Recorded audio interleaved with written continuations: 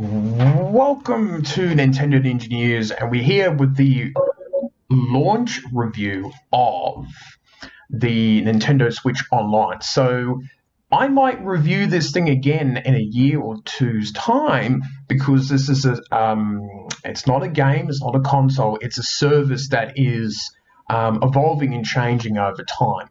So that's something for people to keep to sort of think about when I give the final mark. So let's get into this review and see some pretty pictures and see what you get for $30 a month, $12 for every 3 months, and $6 Australian dollars per month. Well, now the Nintendo Online Switch system is obviously $30 a year here in Australia, and it's about $20 in America per year.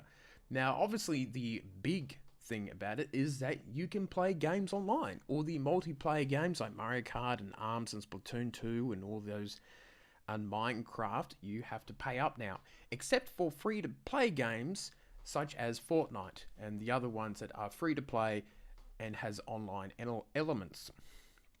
Now, one of the interesting things about the service is the current offer that you can do online of the NES controllers, which work like Joy-Cons. You can put them on, attach them to the Switch to recharge and to play NES games authentically.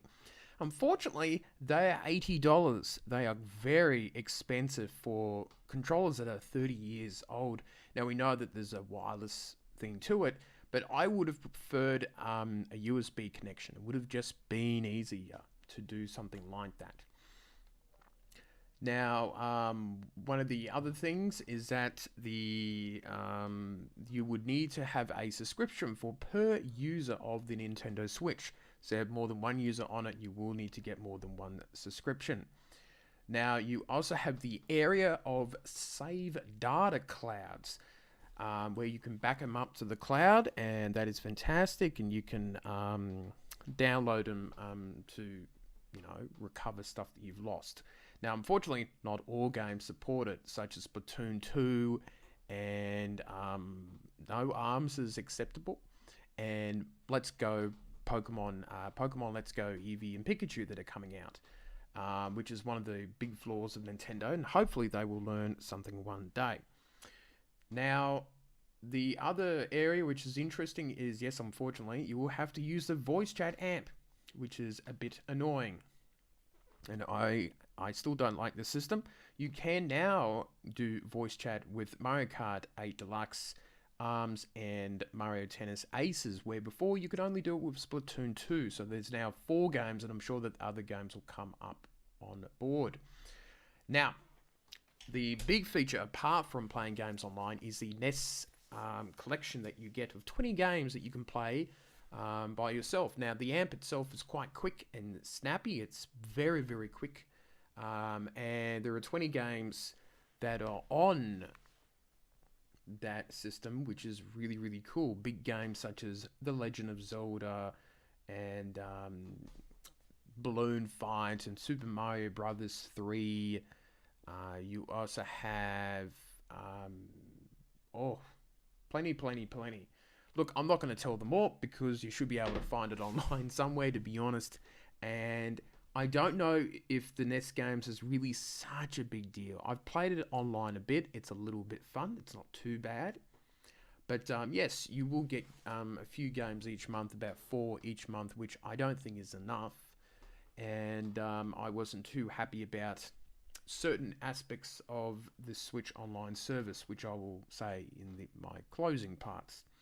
But overall, I think the Nintendo Switch online experience is a bit of a meh experience.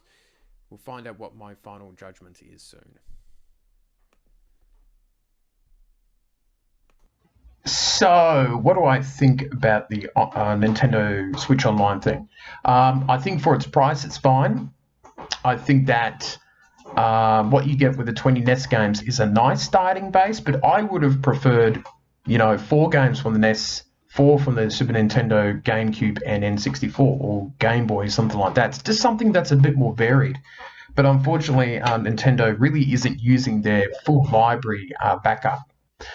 the full library to their maximal effect, and this could take years before we actually get decent games from multiple consoles and not just the same old stuff we're seeing from the Wii and the Wii U and the 3DS. So I'm just giving this a 6 out of 10. I feel like I'm giving them a point too much. 4 points for the online playing games, and 1 point for the save data, and 1 point for the NES games. That's the most that I can give it. Now, the price is pretty decent at $30. It's pretty good for what you get. Nintendo's not overcharging you. So they know even themselves that the service probably shouldn't be at $60, $70. And you know Nintendo, they will we all pay the Nintendo tax in terms of their games. So even if they're pricing it cheap, then there must not be as much value in it as they think there is. But I'm looking forward to seeing what the service is like in a year's time. I expect Super Nintendo games. I want as many different console type games on there as possible so we can get more value out of it. So that's it for me. I'll see you next time.